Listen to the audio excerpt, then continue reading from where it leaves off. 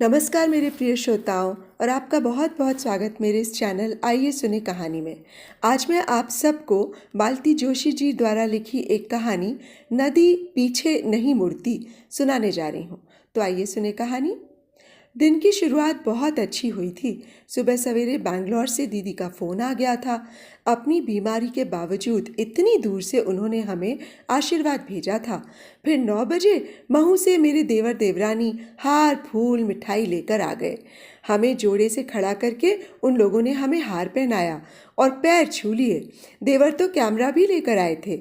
मैंने कहा, ये तुम लोग क्या कर रहे हो? मैंने बताया तो था कि अभी हम लोग कोई फंक्शन नहीं कर रहे हैं। सारा आयोजन दिसंबर में बेबी के आने के बाद ही होगा। देवरानी बोलने में बहुत माहिर है। मिठाई का टुकड़ा मेरे मुंह में ठूंसते हुए बोली, बेबी नहीं है तो क्या हुआ? ये दिन सूना ही चला जाएगा। फिर हम लोग यहाँ किस लिए हैं? फिर हम लोगों ने उन लोगों को खाने पर रोक लिया। खाना बाहर खाएंगे ये तो तय ही था। श्रीमान जी हमें शहर से बाहर एक मनोरम ढाबे पर ले गए। लौटते हुए हमने शॉपिंग की। श्रीमान जी ने मुझे एक कांजीवरम साड़ी दिलवाई। देवरानी जी को भी एक चंदेरी साड़ी का तोहफा मिला। इनका मन तो पिक्चर जाने का भी था, पर मुझे ही थकान हो आई थी, इसलिए हम लोग घर लौट आए। थकान का तो खैर बहाना था। दरअसल मेरा ध्यान घर पर लगा हुआ था। बेबी का फ़ोन किसी भी समय आ सकता था। अगर हम लोग घर पर नहीं मिले तो बहुत निराश हो जाएगी, एकदम रो देगी। कहीं भी रहे उसका ध्यान मम्मी पापा में लगा रहता है। जाते समय जता कर गई थी, मम्मी आप लोगों की सिल्वर वेडिंग हम लोग खूब धूमधाम से मनाएंगे, बस हमारा इंतज़ार कीजिएगा। कोई उसी दिन मनाना ज़रूरी तो नहीं, साल भर में कभी भी मना सकते हैं और साल बीतने से पहले हम लोग यहाँ होंगे, इत्मीनान रखिए। वैसे उसका कहना भी ठीक था।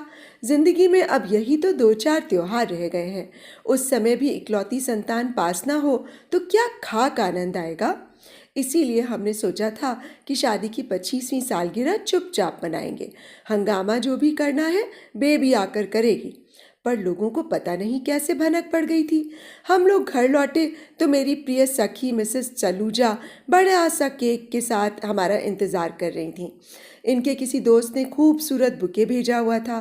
डाक से 2-4 ग्रीटिंग भी आ गए थे और शामू ने बताया कि 2-4 फ़ोन बधाई के भी आ गए हैं। अपने लोगों का इतना स्नेह और सौहार्द देखकर मुझे गदगद हो जाना चाहिए था, पर मेरा मन बुझा बुझा सा ही रहा। मैंने उन सबको धन्यवाद तो दिया, पर वो औपचारिकता भर ही थी, उसमें ज़रा भी ऊष्मा नहीं थी। जिस फ़ोन का मुझे इंतज़ार था उसके न आने से सारी खुशियाँ फीकी पड़ गई थीं।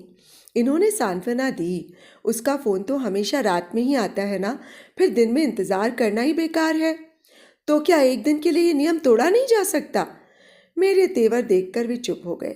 शाम को बोले, चलो गार्डन चलते हैं, थोड़ा मन बहल जाएगा। पर शाम को तो मैं कोई रिस्क नहीं लेना चाहती थी।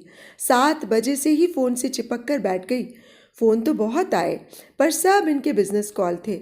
इनका आधा बिजनेस तो फ़ोन पर ही होता है। जब भी घंटी बजती है मैं लपक कर फ़ोन उठा लेती, फिर निराश होकर चोंगा इनके हाथ में पकड़ा देती। पर जब तक वे बातें करते मैं सिर पर ही सवार रहती।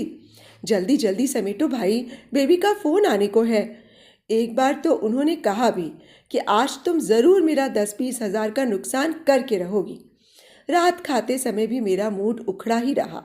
सोते समय तो मेरे आंसू ही निकल आए। फिर इनका भी धैर्य जवाब दे गया, अजीब औरत हो तुम, एक बेबी का फ़ोन नहीं आया तो तुमने इतना अच्छा दिन मिट्टी कर दिया। इतने सारे लोग अपना समय और पैसा बर्बाद करके तुम्हें विश करने आए थे, पर तुमने उनकी सब सद्भावनाएं भी व्यर्थ कर दी। ये कैसा स्वभाव है तुम्हारा? इसे बदलो भाई। अब इस उम्र में मैं अपना स्वभाव तो बदल नहीं सकती। मैं आपकी तरह संत महात्मा नहीं हो सकती। आपको तो न किसी बात का बुरा लगता है न गुस्सा आता है। अरे पर इसमें बुरा लगने या गुस्सा आने जैसी बात ही क्या है? फोन ही तो नहीं किया। अरे भूल गई होगी। भूल गई होगी, मैंने मुंह चढ़ाते हुए कहा। और हम सारी तारीखें याद रखते हैं, उसका जन्मदिन, उसके पति का जन्मदिन, उसके बच्चे का जन्मदिन, उनकी शादी की सालगिरह, हमें सब याद रहता है। तो क्या हम फालतू हैं? बुरा मत मानिए मैडम, पर आप सचमुच फालतू हैं। बहुत फुर्सत है आपके पास, इसीलिए आपको याद रहता है कि कब किस अभागे ने दुनिया में कदम रखा, कब किस बेचारे के गले में वरमाला की जंजीर पड़ी और कब कौन सौभाग्यशाली इस दुनिया से कूच कर गया। आपको सब याद रहता है क्योंकि आपके पास तो वक्त ही वक्त है और बच्चों के पास वही नहीं है। बेचारे घड़ी से होड़ लगाते हुए भागते रहते हैं। खासकर पश्चिम में तो जिंदगी जेट की रफ्तार से चलती है। ऐसे में एकाध तारीख दिमाग से उतर भी जाए तो क्या। इनका भाषण शायद और भी लंबा चलता, पर मैं जानबूझकर करवट बदल कर लेट गई। इस समय मेरा मन गुस्से से उफन रहा था। मैं उपदेश सुनने के मूड में बिल्कुल नहीं थी। आंख बंद करके लेट तो गई, पर नींद आने का सवाल ही नहीं था। इसीलिए आधी रात को फ़ोन की घंटी बजते ही मैं उठ बैठी। स्टूल पर रखी रेडियम क्लॉक पर नज़र डाली, 1:30 बज रहा था। हेलो ममा, उधर से आवाज़ आई। Many happy returns of the day. Which day? मैंने सपाट स्वर में प्रश्न किया। क्या मतलब? क्या तुम्हें भी अपनी एनिवर्सरी याद नहीं थी? खूब याद थी, भूलने का तो सवाल ही नहीं था, बल्कि यहाँ तो सबको याद थी। पर वो तो कल की बात हुई ना, अब तो तारीख भी बदल गई। अरे यहाँ तो अभी सिर्फ 9 बज रहे हैं। हमारे एक फ्रेंड के बच्चे की पहली सालगिरह है। इन लोगों ने खूब सुंदर फ्लावर डेकोरेशन करके तारीख लिखी हुई थी। तारीख देखी तो सतीश को एकदम स्ट्राइक हुआ। मतलब सतीश को स्ट्राइक हुआ, तुम्हें नहीं?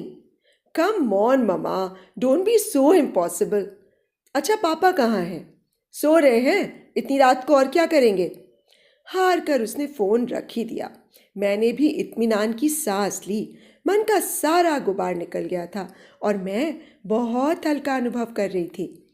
लेकिन रिसीवर रखते हुए देखा बेबी के पापा सोए नहीं थे, बल्कि स्पीकर पर हमारी बातें सुन रहे थे। उनसे आंखें चुराते हुए मैंने सोने का उपक्रम किया, जो उन्होंने सफल नहीं होने दिया। बोले, दिन भर से इसी फ़ोन का तुम्हें इंतज़ार था ना? इतनी बेचैन थी कि ना खुद खुश रही ना दूसरों को रहने दिया। और इतने लंबे इंतज़ार के बाद जब उसका फ़ोन आया तो तुमसे ढंग से बात भी नहीं की गई। बेचारी लड़की, अब देखना रात भर रोती रहेगी। इतना ही तरस आ रहा है तो फ़ोन करके पुचकार लो ना। अगर घर पर होती तो ज़रूर करता, पर वो तो किसी पार्टी में है और तुमने उसकी पार्टी का मज़ा भी किरकिरा कर दिया। उसकी मजबूरियों को समझा करो। 25 सालों में तुम तो सारी जिम्मेदारियों से फारिग हो चुकी हो। दिन भर कैलेंडर देखने के सिवाय तुम्हारे पास कोई काम नहीं है। पर उसकी हालत पर तो गौर करो। घर गृहस्थी, छोटा बच्चा, नौकरी, लंदन जैसे महानगर में कैसे आपाधापी की ज़िंदगी जी रही है। ऐसे में कई बातें दिमाग से उतर भी जाती हैं। फिर भी उसे जिस क्षण याद आया उसने तुम्हें विश किया, पर खुश होने के बजाय तुमने उसे ही घुड़क दिया। कैसी माँ हो तुम? अपने बच्चे की भूल को भी नज़रअंदाज नहीं कर सकती, जबकि तुम जानती हो कि उम्र के इस दौर में ऐसी भूलें अक्सर हो जाती हैं, जैसे हम कभी उस दौर से गुजरे ही नहीं थे। मैंने मुंह फुलाकर कहा। क्यों नहीं गुजरे थे? खूब गुजरे थे और ढेर सारी गलतियां भी की थीं, पर हमारे बड़ों ने हमें माफ़ कर दिया था ना। कौन सी गलतियां? सारी नहीं गिनाऊंगा, एक बेबी का पहला जन्मदिन ही याद कर लो। पहला क्यों? मुझे तो बेबी के सारे जन्मदिन याद हैं। हफ्तों पहले से मेरी प्लानिंग शुरू हो जाती थी।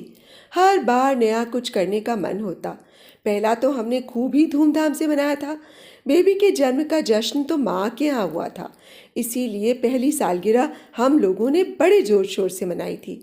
माँ तो आई ही थी, मेरी दोनों बड़ी बहनें भी बच्चों के साथ आ गई थीं। घर में खूब रौनक हो गई थी। कार्यक्रम भी बहुत धमाकेदार रही। सबने खूब तारीफ की। बस एक ही कसक मन में रह गई। मेहरी उस दिन बिना बताए गोल कर गई, इसलिए काफ़ी मशक्क़त करनी पड़ी। मेहमानों को भी काम करना पड़ा। माँ भी बिना खाए पिए मेरे साथ लगी रहीं। उनके व्रत उपवास चलते ही रहते थे, इसलिए मैंने ज़्यादा ध्यान नहीं दिया। उन्होंने केक के लिए मना कर दिया, तब भी मैंने बुरा नहीं माना। अंडा तो छूती नहीं थी, पर जब उन्होंने मिठाई की प्लेट भी परे सरका दी तो मुझे ताव आ गया। एक तो मैं वैसे ही परेशान थी, ऊपर से माँ की हठधर्मिता। मैंने कहा, माँ, तुम्हारे मन में मेरी संतान के लिए खुशी ना हो तो रहने दो, नहीं तो इतना तो मैं जानती हूँ कि मिठाई हर व्रत में चलती है। खासकर मावे की। देवी नाराज मत हो, ये ले मैंने बर्फी ले ली, अब तो खुश है? माँ ने हंसते हुए बर्फी का एक टुकड़ा उठा लिया। खुश होने के बजाय मैंने और मुंह बिचका दिया। हाँ, बड़ा एहसान कर रही है जैसे। रात काफ़ी देर से सोए थे हम लोग। सुबह उठने का मन ही नहीं हो रहा था। और लोग तो सोते ही रहे, पर मुझे तो उठना ही था। सारा घर बिखरा पड़ा था, बर्तनों का ढेर अलग मुंह चिढ़ा रहा था। समझ में नहीं आ रहा था कहाँ से शुरू करूं। तभी 9 बजे रुक्मिणी जी आंगन में नमूदार हुई। पाँवों में ढेर सारा आलता पोते, मांग भर सिंदूर और हाथ भर चूड़ियाँ पहने झमाझम करती मेरे सामने आकर खड़ी हो गई। मुझे तो जैसे आग लग गई। भवानी अब दर्शन दे रही है, कल कहाँ मर गई थी? पता था ना कि घर में पार्टी है। काल कैसे आते हम? काल आठे नहीं आती? नई साड़ी का आंचल उंगलियों में लपेटे उसने प्रश्न किया। आठे मतलब अष्टमी। काल महालक्ष्मी को पूजन हतो, हम उपासे थे, कैसे आते? ओ, याद आया, परसों बाजार में मिट्टी के हाथी बिकते देखे तो मैं पार्टी की तैयारी में इतनी व्यस्त थी कि ध्यान ही नहीं दिया। कल महाअष्टमी थी, तभी तो माँ उपासी थी। पर माँ के लिए ये व्रत सुहाग का व्रत नहीं था। इस दिन तो माँ का सुहाग उजड़ा था, इसीलिए माँ के साथ साथ हम तीनों भी उस दिन निराहार रहती थीं। पंडितों की राय थी कि बेटियां श्राद्ध नहीं कर सकती। किराए के रिश्तेदार बुलाकर श्राद्ध संपन्न करवाने में माँ की श्रद्धा नहीं थी। हम लोगों ने पापा के पुण्य स्मरण का अपना तरीका खोज लिया था। हम लोग ढेर सारे पूड़ी पकवान बनाकर अनाथालय में दे आती। उस दिन घर में इतने सारे व्यंजन बनते, पर हम में से कोई भी मुंह नहीं जुठाता था। हमारे पेट तो उन बच्चों के तृप्त चेहरे देखकर ही भर जाते थे। बहनों की शादियां होती चली गईं और उनका ये नियम अपने आप छूट गया। मुझे भी तो कल पापा की पुण्यतिथि कहाँ याद रही। दिमाग पर तो बस 24 सितंबर छाई हुई थी, जो बेबी का जन्मदिन था। हम तीनों को इतनी शर्म आ रही थी कि माँ से माफ़ी मांगने का भी साहस नहीं हो रहा था। पर माँ तो माँ होती है। वे बोली, अरे इसमें माफ़ी मांगने वाली क्या बात है? ये तो मेरा दुख है, जिंदगी भर मेरे साथ रहेगा। पर तुम इसे कब तक गांठ में बांधे फिरोगी?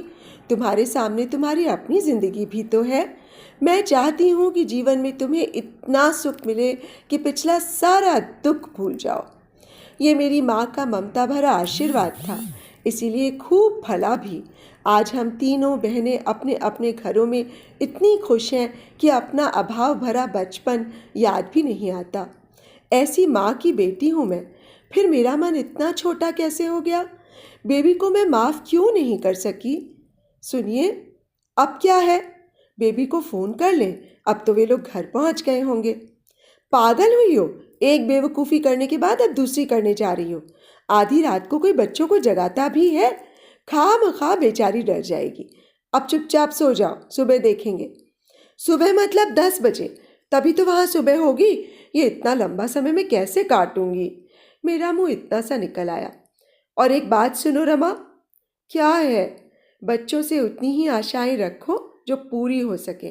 ज़्यादा अपेक्षाएं रखने से दुख ही हाथ आता है। अरे बच्चों का जीवन तो नदी की बहती धारा है, उसे तो आगे ही बढ़ते जाना है। पीछे मुड़कर देखने का उनके पास समय कहाँ है? हम किनारों की तरह बाहें फैलाए खड़े रहते हैं, पर उसे बांध नहीं पाते। बांधने का प्रयास भी नहीं करना चाहिए। वो कल कल बहती धारा अपनी मौज में जब हमें छू कर निकल जाती है, हम धन्य हो जाते हैं। बस यही हमारा प्राप्य है, इससे अधिक नहीं। समझ रही हो ना? हाँ, समझ रही हूँ, पर अब सो जाइए, नींद आ रही है, मैंने उबासी लेते हुए कहा। आखिर एक दिन में कोई कितने भाषण सुन सकता है? तो अभी आप सुन रहे थे मालती जोशी जी द्वारा लिखित ये कहानी नदी पीछे नहीं मुड़ती। दोस्तों, इस कहानी में हमारे लिए बहुत ही अच्छा संदेश है। बच्चे बड़े हो जाएं तो उन्हें उड़ने देना चाहिए।